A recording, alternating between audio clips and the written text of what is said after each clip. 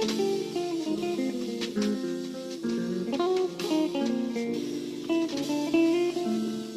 everyone, good afternoon. Thank you for joining Mosaic Art webinar, Tale of Tiles today. Last week we had Alvin Citrowirio from Alvin Studio discussing about productivity in the work from home situation. It was a very insightful discussion and it's very interesting because he shared also a lot of idea about designing a home office and workstation and home. If you missed our first episode, you can just log into our Mosaic Art YouTube channel to watch the recorded version of it. My name is Ruby and I'm from Mosaic Art. For some of you who are still not familiar with Mosaic Art, well, Mosaic Art is a 3D wall concrete panel. Mosaic Art, and since it's made from concrete, it can be used for indoor and outdoor area. Because Mosaic Art is made of concrete, it has all the characters of concrete in terms of the strength and the durability. And what makes Mosaic Art is interesting to try, besides that it comes in the small fragments like this, it also has a very fast finishing technique that you can apply on. Most of the finishing technique that you can apply on the concrete wall, you can apply it as well on Mosaic Art surface. That's why through Mosaic Art, designers are able to explore the geometric form, shapes, and also play with colors to create their, to entertain their creativity and design for them to help them to create their interior mood. Mosaic Art is all about pattern and art. We are very inspired by the fact that human has been decorating walls ever since prehistoric time. That's why we are trying hard to always produce the premium quality of a wall cover product that is more than just a normal, ordinary wall cladding, but more into like an artwork. Mosaic Art Tale of Tiles is a series of webinars where Mosaic Art as a host will invite distinguished speakers to share their insights about the trending topics that is happening in the interior and architectural industry. The webinar itself is going to last for 40 minutes. And at the end of the session, there will be Q&A section. If you have any questions, you can just drop your questions in the Q&A box, and we're going to respond to your questions at the end of the session. Please make sure that you click on the Q&A box and not on the chat box. Well, most people, they have particular preference in choosing the hotel that they want to stay, or the restaurant that they're going to dine, or anywhere place where they can enjoy themselves. Some people become a loyal customer to certain brand of hotel because the hotel has a interior that evokes certain emotion that they are seeking for. And it's just for me, when I go travel for a holiday, I would choose a hotel that has a modern ambience, but still have a touch of a local culture in it. For example, if let's say I'm going to Cambodia for a holiday, I would definitely choose a hotel that has a modern and clean interior look, but still have a touch of Cambodian ornament in it, such as probably like a wood crafted lamp holders, or maybe a hand-woven Cambodian tablecloth. Like small details like that that will help me feel comfortable, enjoy the modern rooms, but also evoke the sense of me being in Cambodia as well.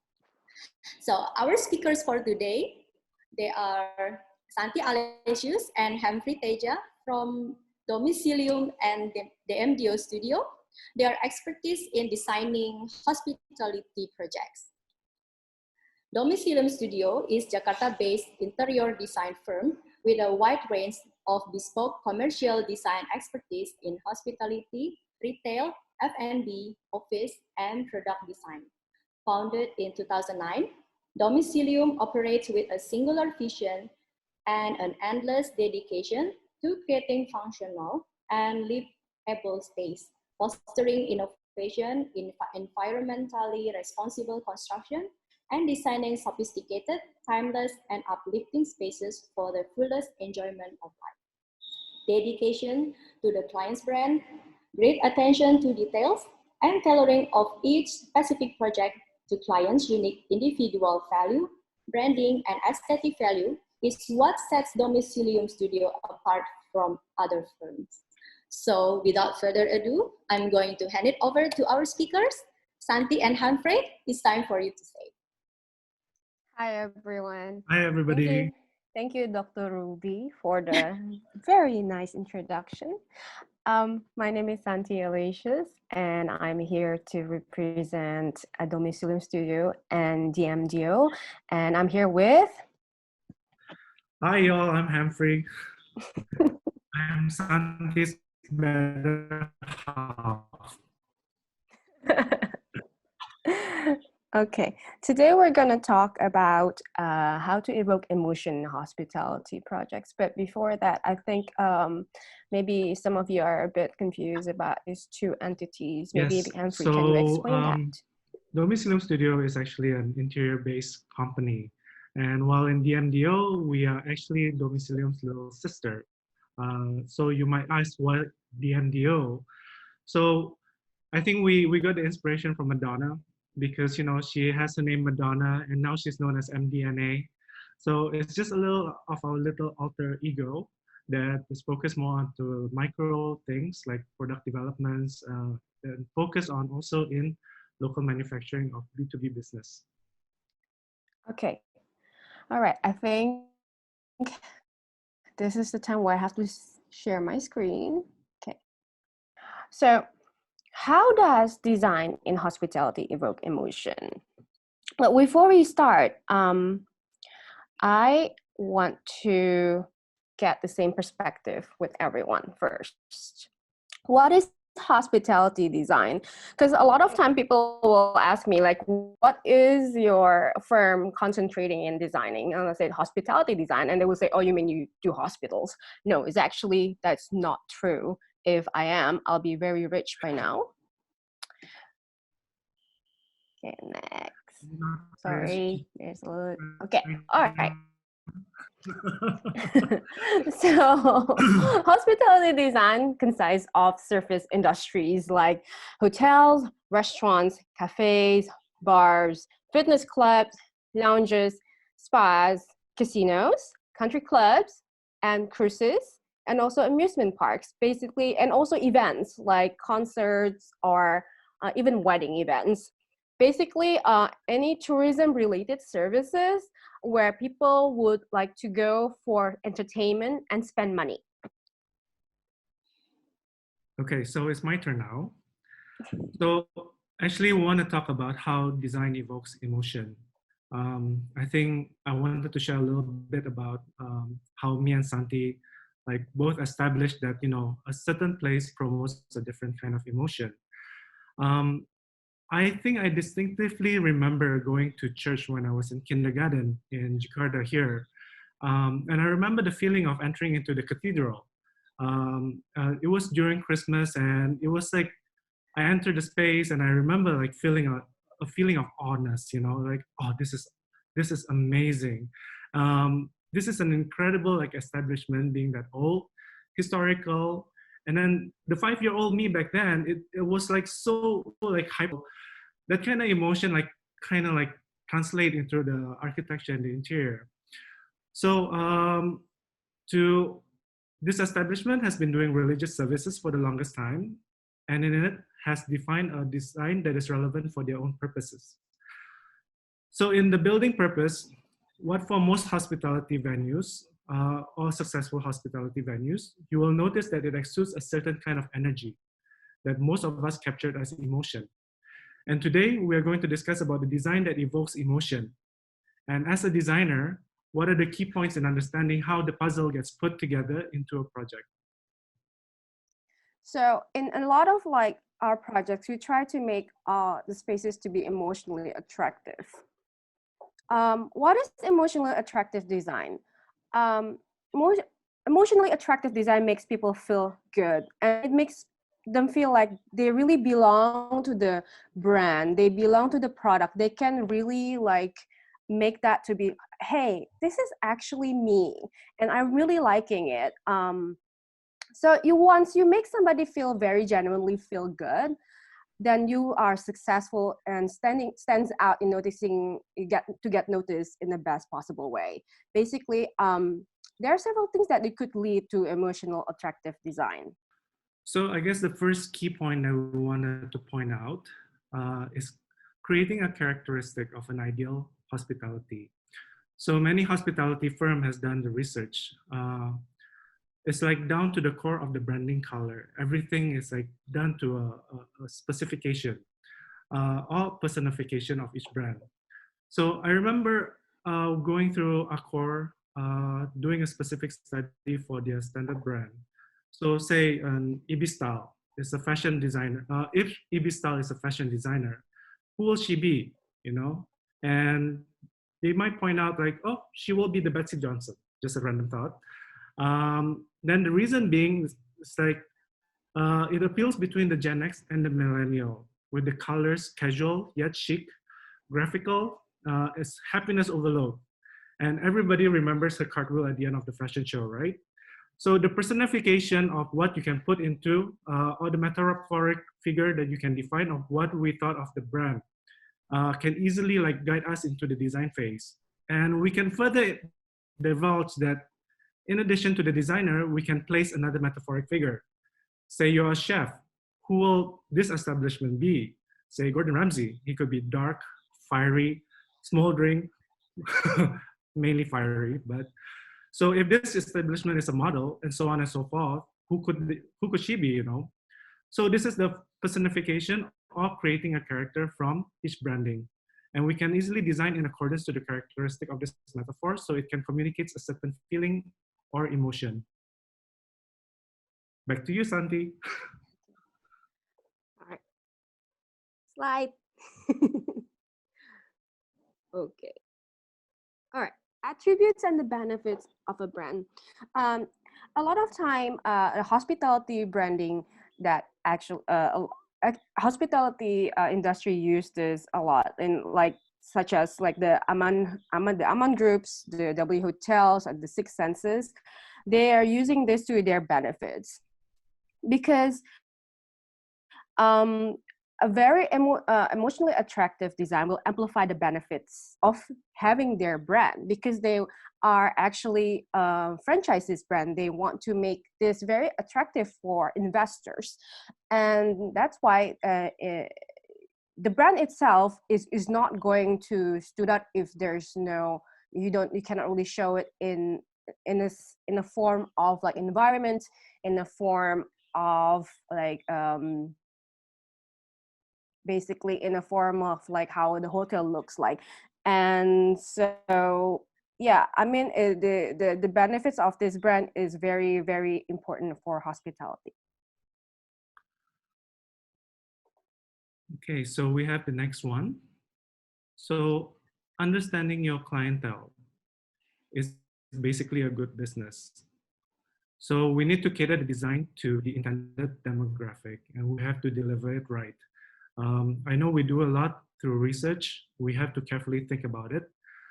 We have more than ever hotels that are catering more to a new range of demographic, which is the millennials, dare I say. Now everything will have to design to accommodate a new demographic or a new generation that is thoughtful to consumerism. And age demographic is not the only thing that you have to think about.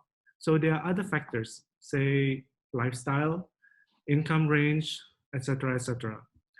So in this day and age where the internet and social media is increasing, so of course the market is very, very saturated, hotels have to up their ante by creating a new lifestyle or campaign, by projecting a certain emotion into their branding.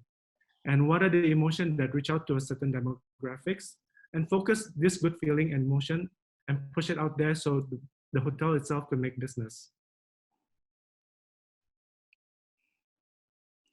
Selecting the right elements. Different elements and different materials will have a different feel and emotions. Certain material will have a certain look.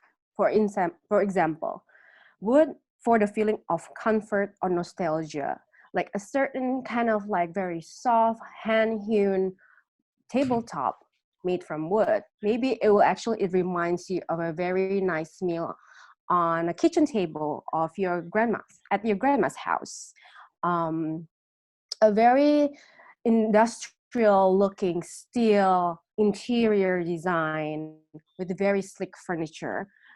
It oozes emotion of being cool, hip, edgy, and very interesting, and probably is a sense of hope because also it's a bit futuristic, maybe.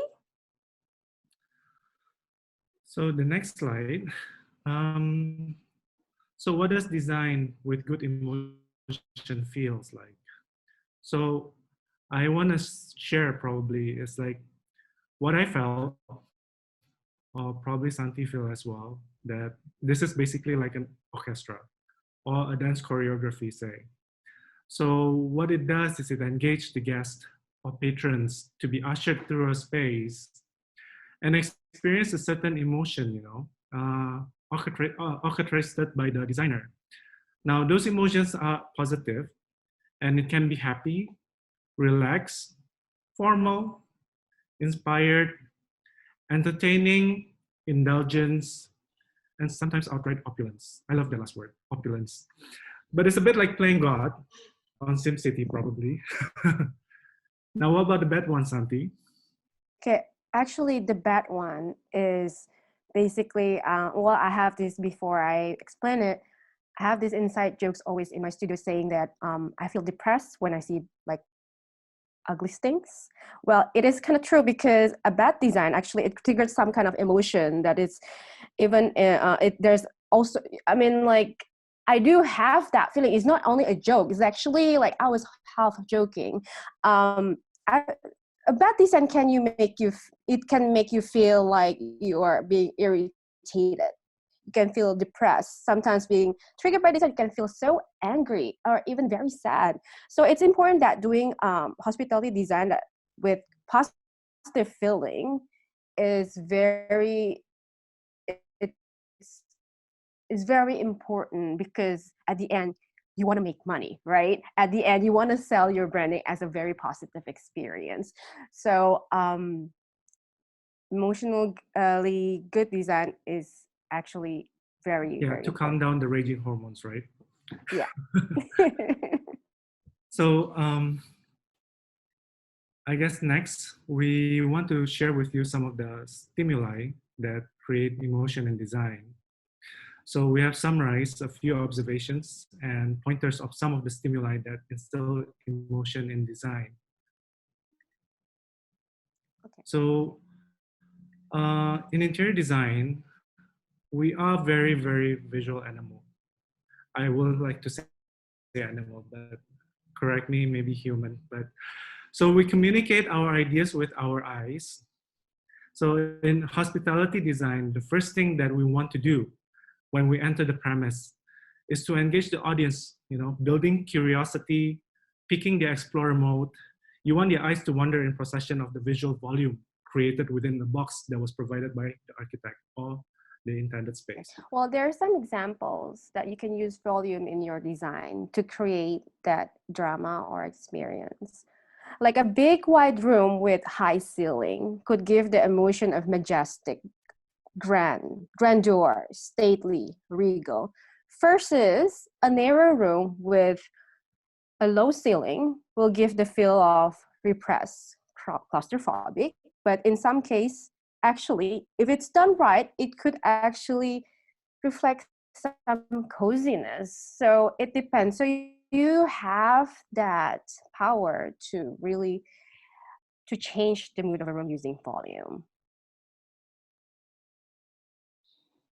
The second one, light and dark.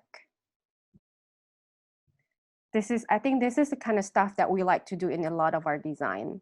No, Maybe Santi is the Humphrey can contrast explain queen. this. Humphrey always have a joke on me, like saying that There's no way that you can design something that No, is white on monochromatic white is or not your tone on thing. tone. But if No. anything is monochromatic, you will have a black room by itself. A black room with really low lighting. So Right. And basically, then I I'll be the really opposite. It'll be like completely white room. exactly. So we love to play along with like the high and low contrast of light and darkness. Chiaroscuro is one of my favorite Latin words for this, which is the shadow and the light. It creates a lot of drama where the light spills and the dark falls, creates a sense of intimacy, and where there's if there's a room with like so a bright room with low contrast, it will make the room just bright and utilitarian, which is what I Henry love loves. that. So I guess the next thing we want to do is basically color. And if you ask people what they see when they enter the room, color will probably be the last thing that they observe. I mean, not that they don't observe it, but it's something that they probably wouldn't say. It's like, oh, I went to this white room, I went to this red room, or whatever. But sometimes it is a memory of the color that they will take with them. So if I ask somebody what is the color of, say, Pikachu, so everybody knows that, right? I'm not the only old one here, right? So most of you will definitely know the answer. So the character itself manifests the emotion because of the color yellow. So it brings about hope, energy, perseverance, happiness. So I hope this is familiar to all of you because I don't know how else I could explain Pikachu. So the color research and psychology has been done for quite a long time now. Color impacting people's mood, each color on the spectrum representing a different emotion. Cooler tones has been associated with calming, regeneration, while warm tone has been more associated with energizing and hope, like what I'm wearing today. So different hues and tones will impact differently on how the color sparks emotion. You have to choose wisely of the combinations and hues to be sure that it puts out the emotion that you intended. Sound. I think this is one of the part of one of my favorite thing when designing, and a lot of people actually just kind of forget about putting sound in their design. Very carefully selected, curated selections of music. It creates a certain mood. Sometimes like a sound of like a bird chirping, even though it is not like a real bird, it's just like some audio thing. It can change the mood of a room. A very nice and relaxing jazz music or classical will have a different feel if you put in a room as well, rather than like a heavy metal per se, or something that is very upbeat. So sound is one thing that actually can create, if you put them in different zonings, it will create a different experience, like a journey. You can actually create journey throughout a space by using sound. Right. And besides that, I think me and you, I think we talked about it. Like when we went to the W Hotel in Bali, and we went into the room, and then once we open up the window, and then we hear all this like sound of the ocean. I think that was a really nice, relaxing kind of emotion that we suddenly you're it's so transform. I mean, or your stresses, you left your stresses out the door. All of a sudden, liburan. You're on vacation. So the next thing we want to talk about is touch. So I like to compare. So just when you visually see with your eyes or hear with your ears, your skin sees and hears the space of its texture and temperature and sensation. So I mean, the easiest way to imagine this is when we bought this amazing couch. It's sitting right here in the office. And it's a velvet couch. And so when you sit in it, you felt the softness, the texture of the fabric, how it falls on your skin, the cooling sensation, all this like attributing to you being more relaxed. or when you see a cute dog, and you say you want to pet it, and then it's transfer a certain emotion, whether it's like to you or to the dog. I think there's a certain positive reinforcement that like you're doing something good. Or like if I say, hey son, good job, I will pat her on the back. I don't usually do that. But I mean, it's a good analogy, I guess. Patting somebody on the back, it actually helps to transfer some kind of trigger on your emotion. But besides that, there's also sexiness and lust. But we shall keep this all into prime time. Maybe keep it Also, to HBO Showtime. social distance, Kak. Yeah. Cannot touch right now. Okay. So all Okay. this factor that contributes to all the emotional feeling, all the senses. Yeah. The next one is scent. This is a very powerful tool because a certain smells can trigger a certain memory. Like for me, if I smell a really fresh baked bread, it reminds me of my childhood because my mom loves to bake bread almost every morning when I was like a toddler, I think. But she doesn't do it anymore. But yeah, I really it's something that is it has smell has memory, like a certain kind of smell of perfume. Maybe it's kind of funny, like it's sometimes it triggers some kinds of like maybe some bad feelings or good feelings. It depends who is this person. Like maybe the scent of the perfume of your ex, maybe it's not a good feeling. No. Let's not go there.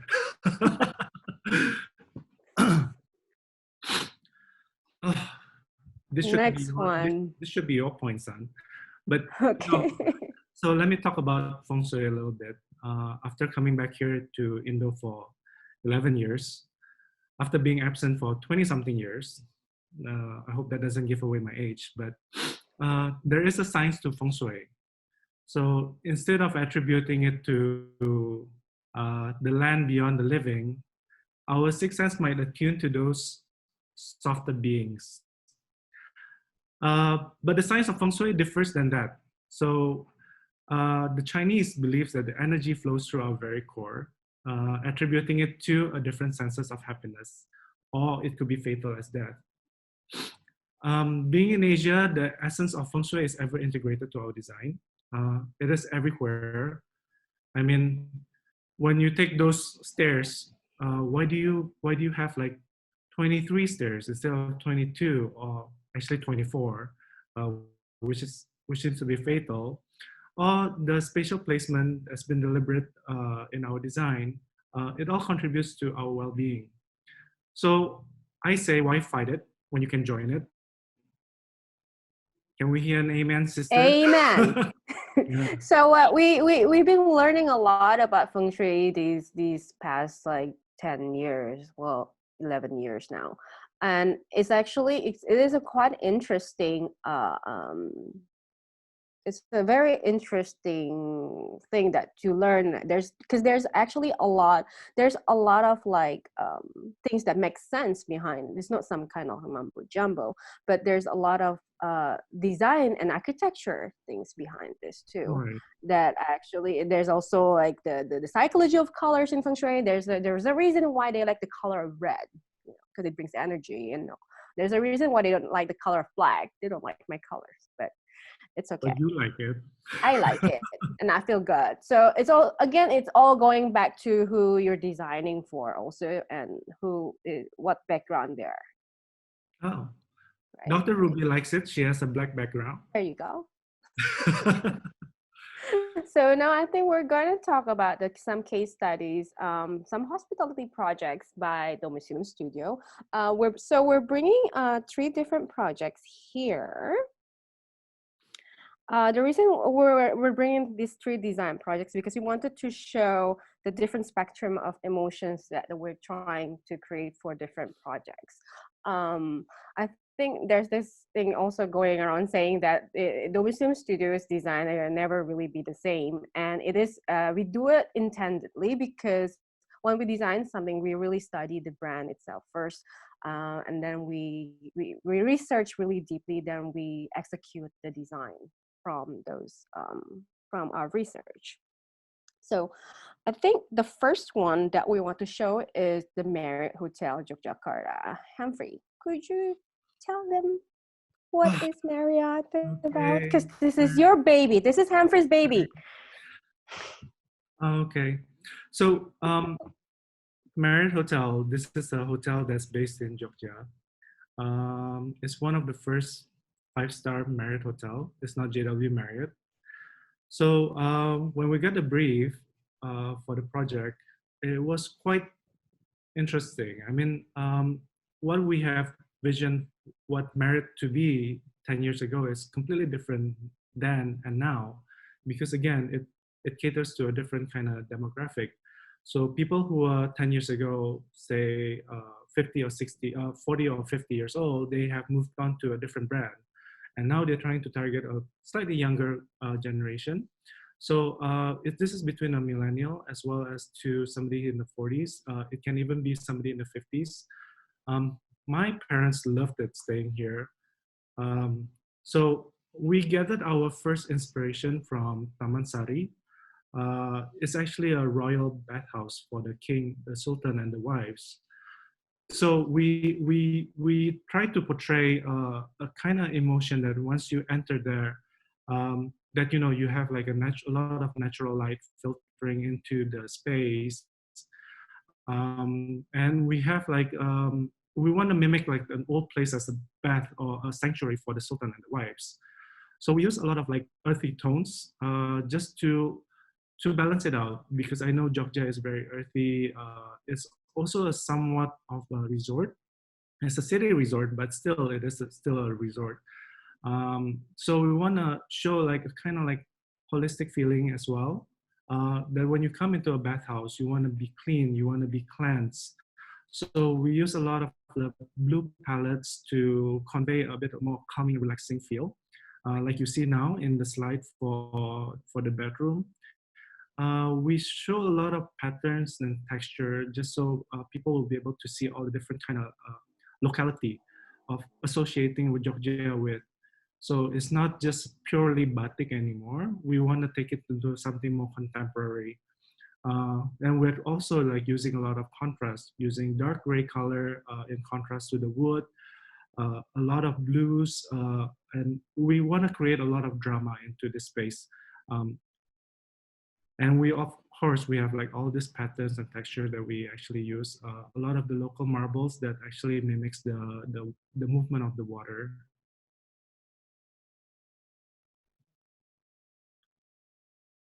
Okay. So actually, before we start on Denny's Diner, so what kind of emotional words, like what's the feel? What's the word for this Marriott Hotel? Do you think, Humphrey? Is it like what? Quiet elegance? Is it? Quiet elegance, yes. Yeah, mature, It's mature, calm, but I think a lot of younger generation are looking into it. Younger meaning true. like about 20 to 30. They can actually appreciate a lot of the technique, a lot of the materials that was put into that. They have a lot of like natural wood.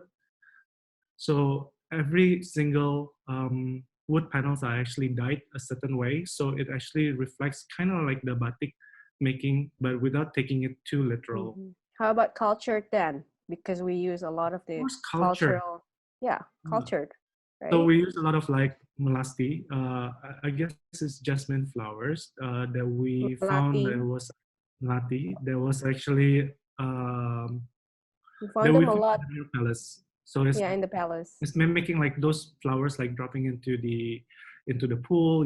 Creating a wonderful scent in the pool. So there is a certain scent though that we use in this hotel. It helps to instill like the kind of the feel of creating a certain emotion out of this hotel. Okay, all right. Next one is Dennis Diner in Kota Casablanca. This is the first Dennis Diner in Indonesia. For those of you who went back to the college time, for those of you who went to the States to go for college, maybe you have some moments where you go there for in the middle of the night because you want to cram out on some exams, and you stay there like till morning because this is a 24-hour kind of diner. They don't even have locks on their front door because they never closed. Maybe now they closed because COVID. But Now what's they your have to put locks experience on. with Dennis? Yeah, they have to put lock now. What is your experience with Dennis? What kind of emotion do you think when you were college students in Dennis, Humphrey? It's very unimpressionable, the space. I think what triggered my feeling or my memories of the Denny's is actually the smell. I know it smells like grease and everything, but it's such a fond memory, you know. And then they have like all you can drink coffee. So like at 2 a.m. or till like 5 a.m. I was like doping on coffee over there. It's bottomless coffee. You make use of it. So this sense of nostalgia that we're having, right? But when one our client approached us to do this project, that's the kind of stuff that we feel as a designer, like because we really experienced Dennis back then when we were in college. But again, looking at Indonesian market, Dennis has to be glamorized. In a way, because people here, they're willing, it's like going out for eating is a form of entertainment.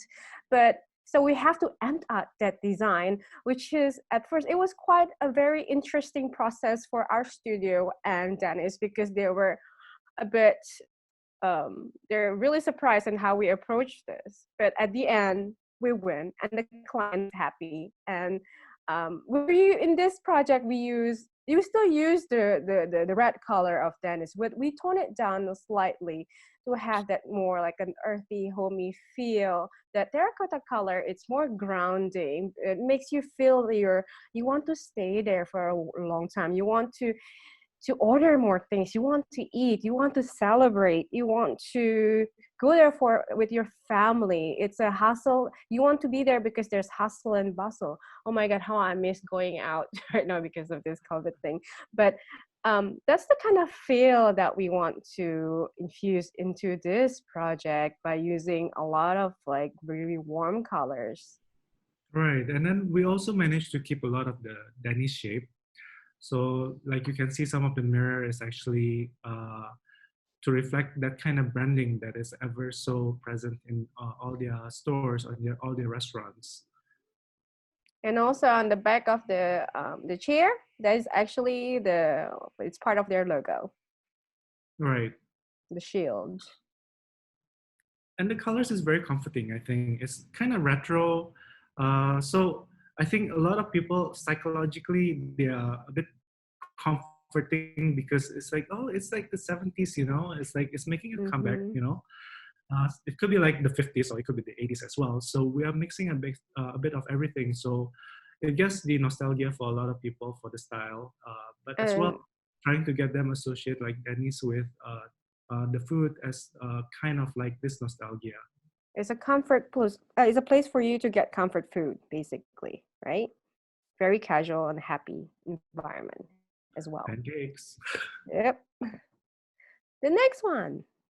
Nike Training Club. Okay, this is the only event project that we ever done ever. We were approached by the Southeast Asia Nike corporate headquarter in Southeast Asia. I mean, and it's very brave of them, like hiring a firm who's never done any events before, because they wanted something very different, a fresh approach on things. So with this Nike, we have to really Nike-fy ourselves. We basically get some brainwash. The good perk is we got a lot of like free stuff. But with this Nike Training Club project, we're very this is a very eye-opening experience where we have to learn about the sound, light, and how to design things for an event. Basically, there's an inside jokes that we're designing for a Beyonce concert. So upon the entrance of the event, we have to keep everything kind of hush. We have to keep everyone in the foyer area to be to make, basically we have to make it very subtle, very dark, and but it has to be very interesting upon the entrance, right, Humphrey? Were you there? Yeah, I was, but I couldn't join. Oh yeah, because it's I all couldn't join the girls class, kind it's of all girls. event, right? It's an all girls kind of event, but he I was would there love to just. join though. Okay.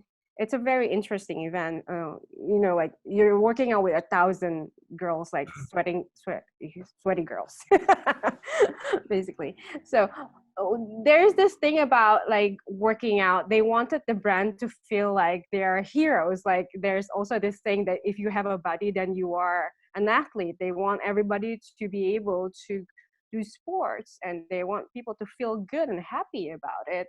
And actually doing sports, it's a very happy thing. It's a very hype, very trendy in a way. Somehow it's very empowering because this is a female only event. So at the entrance we have this like larger than life graphics for people to take pictures. And it's very interesting how these girls, they react and they take really amazing Instagram shots. Like basically we're using scale and volume in this project because this is only like a 1-day project. We cannot really do anything that's permanent, so we use graphics as our friend to do this. Right. And this is another one, another like spot that is everyone's favorite. So they do a lot of like poses, and some of them are planking, some of them are like they have some hats and like posters. And during this event, they invited this master trainer who is very very famous. She's like a celebrity. So Marie, we have to like highlight Marie as the hero somewhat. So upon the entrance of Marie to the workout session, we have to make her I have to put her on a spotlight. That's when we learn about how the light has this amazing effect. And of course, you want to instill a bit of like moving headlights. This is actually a lot of like stage work. You want to focus on something. You want the lights to be focused on a certain person or object. You know, it's just like kind of like gives that kind of movement, energizing. You know, so you want to be always engaged at something. So this is what Nike has been really successful doing this at TC. See, if I told you there's a lot of light work, maybe I didn't get any of the videos. Maybe if you see the videos, it was more like, it is like a Beyonce concert, basically.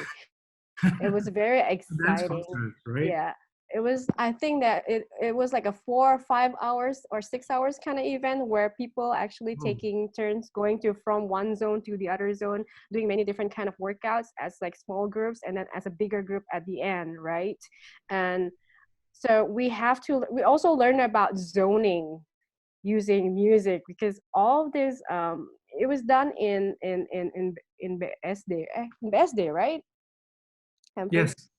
It was Best done day. in BSD, that in the ice BSD, and they have such a huge huge concert hall where we have to divide into many different kind of zonings, and we have to make sure that the music on this one area doesn't go to the other area so it doesn't get mixed up. So there's a lot of like science in the sound engineering and lighting as well in this that we learned so much. I think this is one of the closing exercise. It was a very fun. You joined it, I right? did join it at the I was just end, there at the back. for the hair braiding, I think. Yeah, I was just I braiding almost people's died. hair out there. True, I almost died here, Humphrey. But it's a really an amazing event. I mean, it was just too bad that I couldn't join, but I was so ready. I was really hyped up about it. I mean, the energy at the place was like crazy, and they did a really amazing job putting it together. Yeah, we wanted to show the emotion of excitement. So they were excitement. There's a lot of movement. There's this anxiety also somewhat. I mean, there's a lot of things, jumble up emotions that they want to play during this event. Lots of pent-up energy, yeah? Yeah, that's what, lots of energy, lots and lots of energy. But at the end, they had this thing where they're cooling off. They're trying to cool off. They had a little bit of the yoga session where everything turns blue and very calming. It was very zen. That's when I thought I was alive again.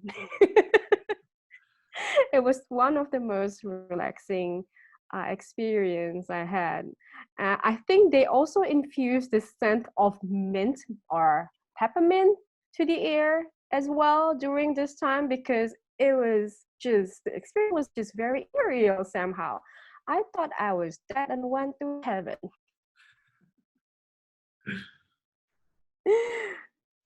Okay, the next one that I think we want to talk, something that we are waiting for, everyone's already wait for, is our collaboration with Mosaic Art, DMDIO MUX Mosaic Art. Humphrey, do you want to talk about this? I'll let you talk about it, see? Ah, okay, all right. The background of this, collections actually, because we're always, oh sorry, whoops, how do you go back?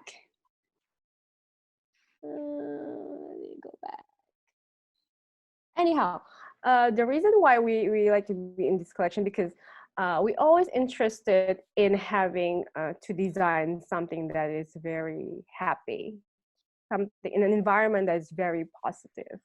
And we also when we got approached with Mosaic Art, we've known them for a little bit while, and then when they approached them, it was a very exciting thing for us, because we know there's so many things that you can do with concretes, and there's so many things that you can do to explore. And so we decided that, okay, yes, I think we want to do this. And then after several meetings, we came up with this thing called our design. It's called Zero. So Zero is derived from the word of serotonin, that is actually it's a happy chemical. It's a happy chemical that's produced by our body to evoke the sense of well-being. Well-being. Yes, maybe like some people have a serotonin pill, which is called the happy pill. And we joked about it. It's like basically taking ecstasy or something like that. Right. Well, talking about ecstasy or drugs, also we're also inspired by the 70s, the movement of the flower child, the Woodstock, the women's right movement. That is the time where everyone's so happy. Everyone is trying to be very explorative, like it's very experimental. Like people experiments with drugs and marijuana and all that stuff. I don't know if you can say this, but it was quite a very colorful, very floral era of our time. So and we got inspired by that, and also because happiness is something that everyone wants to have, right? Everyone always working towards being happy, and that is something that everyone understands. So we came up with Zero. What you have now on the screen is our Zero number 1. So we came up with 3 designs. For our design, we like to not only use concrete as in one monotone color. As Humphrey said before, I like things to be contrast. So we decided maybe we can play with colors. So maybe we can paint some part of the concrete. How about if maybe the concrete could be colored also? Not only could be a monotone color, but I mean, it will be very fun if you have the opportunity to be able to paint the tiles. Right, because it functions also as a 3D tile. So a lot of how the light catches the concrete, the mosaic art, it actually reflects a certain shade, a different shade. So it looks like it's moving constantly. So that's what we want to explore. Yeah, movement. We like movement. And this is 0 number 2, or maybe we said 002. There's a tongue twister over there. There's a little inside joke about this one too. I told Dr. Ruby back then, I said, we can also use this as a plate for dessert, as a plating dessert, to plate beautifully done desserts. I mean, yeah, you know, we can use this not only for on the wall, maybe you can use it as for a tabletop accessories. I don't know if this is food grade, but maybe the finish can be worked out. Yeah. Yeah, it could be a food grade. And this is Maybe how it you can don't be eat the applied. tiles, but So this is how it could be applied. And there's a reason why we do like 4 different kind of like module, because we like things that are like Lego. We like to play around with putting things together in many different ways. So you have a lot of freedom playing, experimenting with this design. And also with the colors, you can paint it with any different colors you want. And this is 003. This one is also very fun because, again, you can use it as a tabletop, even for something like for your Instagram flat, how you call that? The Instagram, you put everything flat and then you take the picture. Help me out here, Humphrey. flat plate, I guess. Flat lay. Flat lay. There you go. So again, textures, again with a movement. So happiness, that's what we want to evoke, the emotion, happiness, colors, movement, playfulness. I think that's the word that we like to use also in many of our design. A lot of people said our design are playful. So we want people to not be bored. So once they install this, they can see all these tiles in a different light. So every day it might look different. It provides an amazing, amazing background. Right. Maybe if you can actually install them not permanently, you can even just like change it around like how you want it, right? It could be a nice idea if there's some kind of like you can personalize this. It's a very versatile product, very versatile design as well. I think there's a fit for everybody, from the colors, also like from the texture of how you're gonna put all this together. Mm-hmm. I think like with us, I think we just like to have the choices to create something different or personalization for ourselves, right? Right. So we just want to have fun, basically. Okay. Thank you so much for everyone for one here who listened to us talking. I don't know if we're talking nonsense or not, but we're very happy to share. Thank you, everybody. Thank you.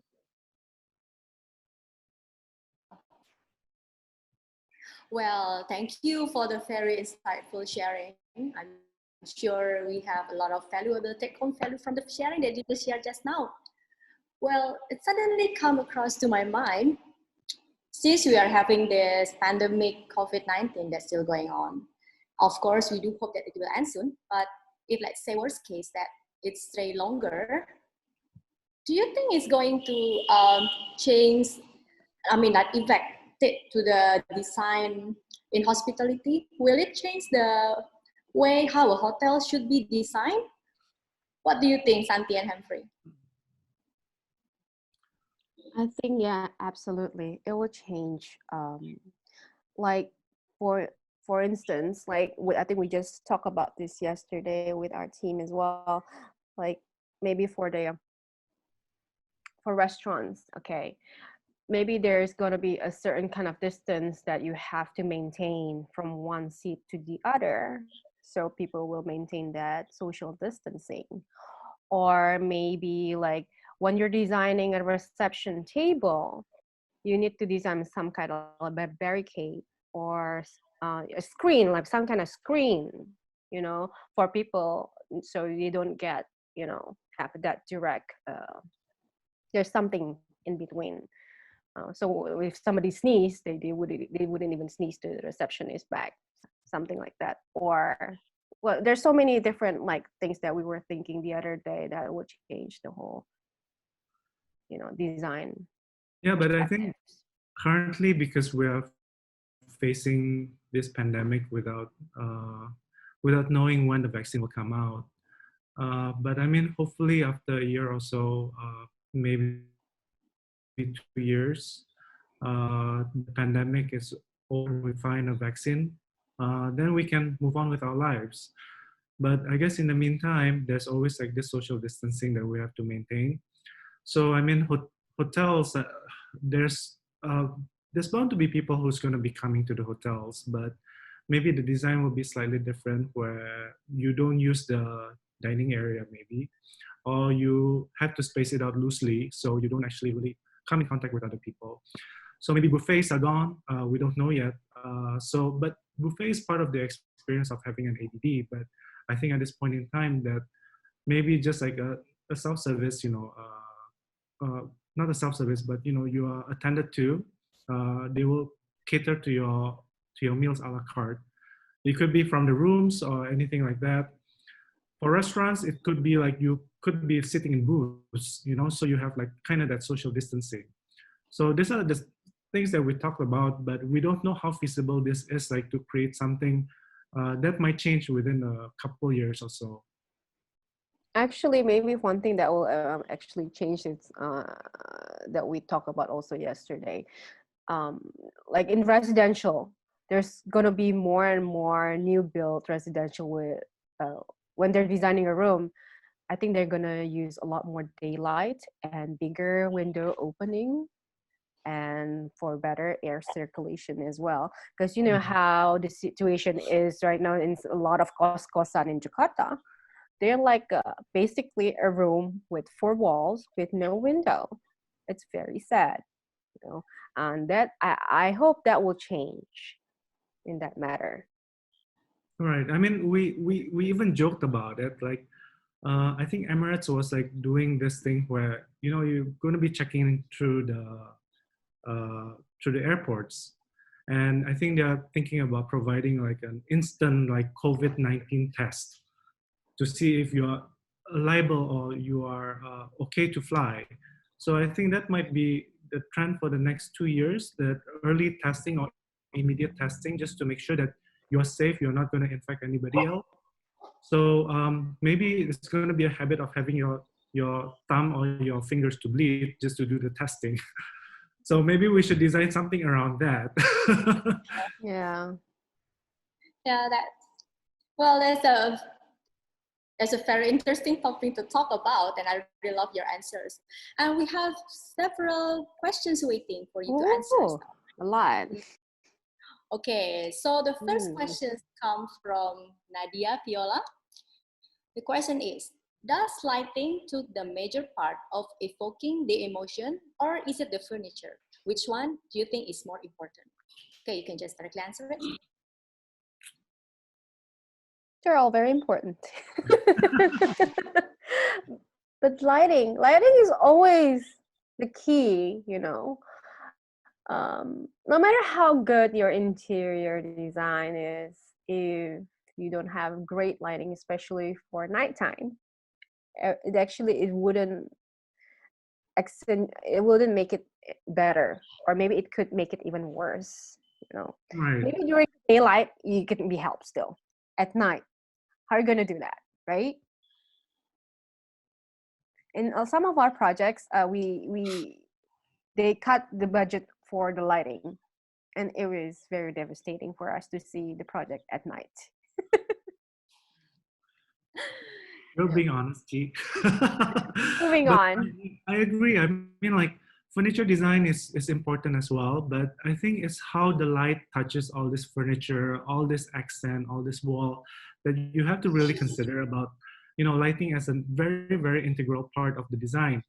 And how you're gonna highlight, how you're gonna portray like a space. It all depends on the lighting, because it makes such a dramatic difference. Like, having a natural light is great as well, because you are getting the sunlight, so that renders really beautifully.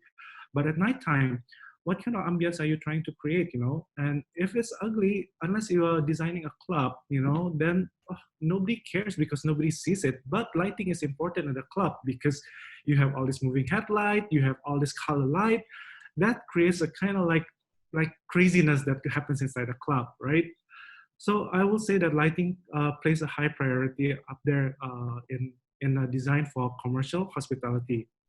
Super importante. Very, very important. Okay, so jump into the next questions. Okay, this is from anonymous attendee. Can you explain how your process evokes emotion in your design? Humphrey will do some kind of dance first before I I'll do the Indian rain dance. rain dance first. Well, I mean, like it was basically all the points that we had pointed out to you earlier, building a character and all this stuff, colors playing into play.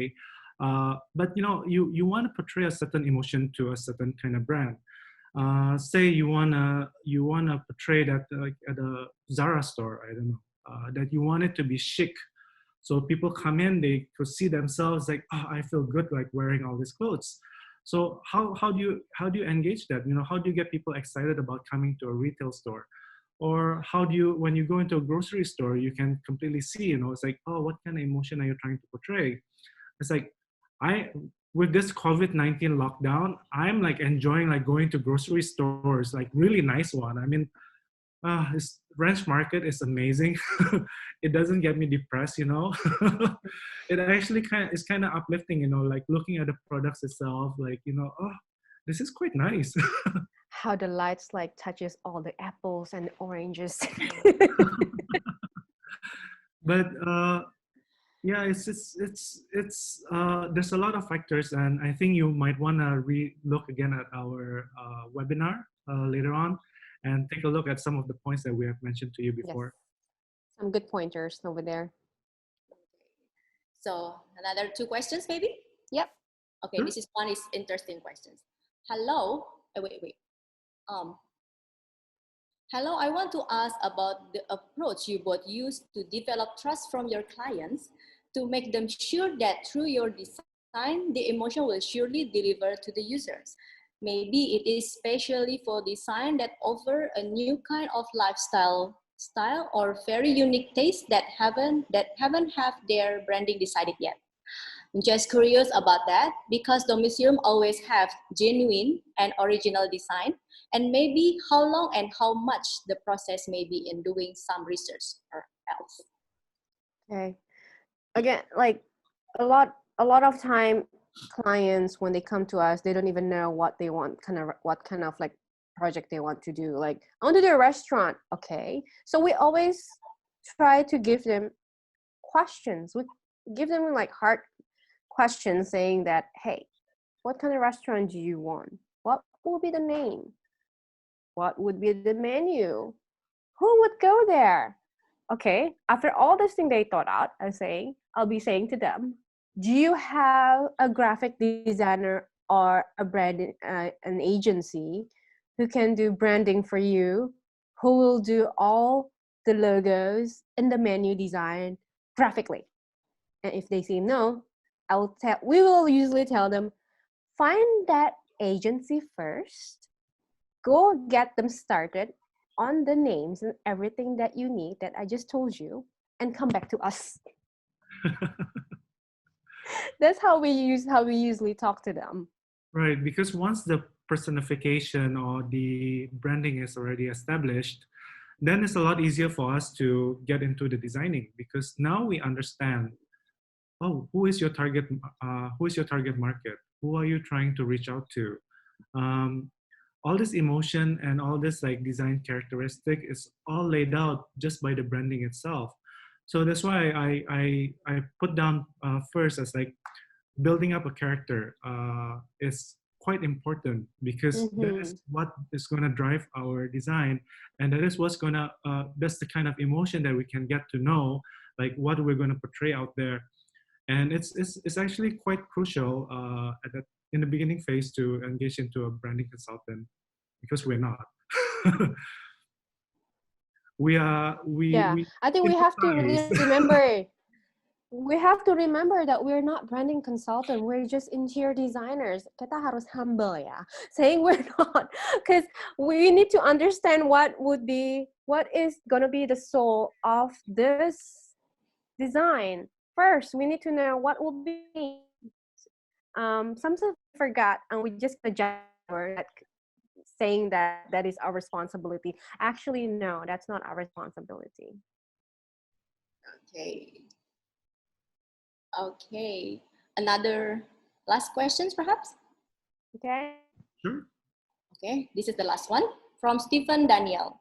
How we can create a design for public space that can give a font to the place, especially for millennials who had a fast changes about what they like and what happening right now. Hmm. You have to be a fortune teller. You have to be able to see what's beyond tomorrow and today or the next day. You have to understand. I think following trend and being able to see what's going to be the next trend, it's somewhat a skill that we need to have as a designer. Like, for one instance, yeah, Humphrey, there's this one hotel project that we did, that we designed. We got this project, we were awarded this project in 2013 or 14. Ibis style in Fahrudin Tanah Abang, right, Humphrey? Yes. When did it open? Last year. Oh, it just opened last year in 2019. Yeah. Wow, that's like from the time we were awarded till the opening, 6 years. And by the time it opened, it's still fresh. We hope it's still fresh, but it was quite challenging for us to be able to design something that hasn't been really happening yet, right, Humphrey? Right. And plus, like, it's always nice to instill kind of like a lifestyle in our studio. We always encourage our designer to go out, take a look, be sensitive to your surrounding, because what you get from all your surrounding and what people like, even though like our designers, they're all probably millennials. Well, I mean, Santi is still considered a millennial, first of the generation, but but I think it's just kind of like understanding the environment and seeing the trend or what's going to happen in the future. And you just have to go out there and take a look to see what's happening and to see what's beyond that or what's going to be new and fresh. Being sensitive and using all of your 5 senses, I think, is one thing that a lot of like young designers forget about, having to have that experience in real time instead of just on the screen. I mean, that's a really crucial experience to have as a designer. Like, there's a reason why me and Humphrey, today we were supposed to be in Milan for Salone del Mobile, actually, today. I know, but we always try to go to like these trade shows. We always try to find what's the next best big thing, what's the new thing, what would be, I mean, not only that, but we also have to read the news. Like, we have to understand the economy and then the financial world of, we have to understand culture and all that stuff. We have to read a lot, and that's, if you do that, then you kind of have the skill of reading where the trend's gonna go towards. And you know what? We did have a conversation before, Santi. Remember that there was a certain period of time when I think it was Ruben who mentioned it, that why he's collecting vintage furniture from a certain era. It was because like it was during that certain era that like a lot of the people are dying, but they're leaving all this like inheritance to their kids, and then it's something that they are familiar with, and then it regenerates back into the trend. And I mean, we're seeing like the trend goes back from the 50s, 60s, 70s, 80s, and right now it's the 90s. And probably, I don't know, maybe next year is going to be the 2000, and then it probably goes back again, or I mean, with this COVID-19, I mean, what I foresee is like everybody's want to find something that's familiar. They want to go back to some place that they feel safe. So, I mean, the trend will be something that, you know, a lot of these kids are probably familiar with. And the young millennials, they're probably born in the 90s, in the 2000s. They're going to look for something that's trendy in the early during that time. Nostalgia is a big word because that kind of reminds me what a good old times, right? Yeah. So, yep. Good old time. Okay, we actually still have plenty of questions, but I'm afraid that we are running out of time, so we're gonna have to end the session soon. I want to say thank you to Humphrey and Santi, and also to all participants for participating in this webinar. We're going to send you the file of today's presentation through your email.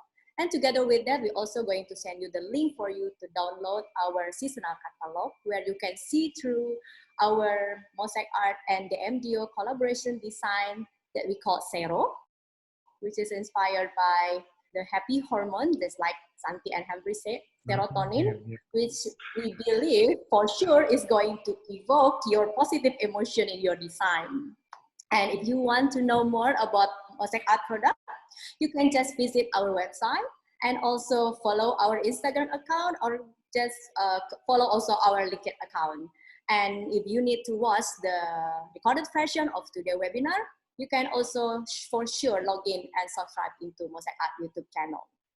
Our next episode, we're going to have another two young and talented architects.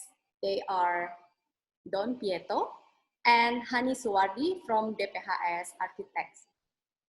The topic that's going to be discussed next episode will be building personal nostalgia in contemporary design for your home. It's going to be a very interesting topic, so don't miss it, and see you again next time. Bye. Bye. Bye, everybody. Thank you. Thank you.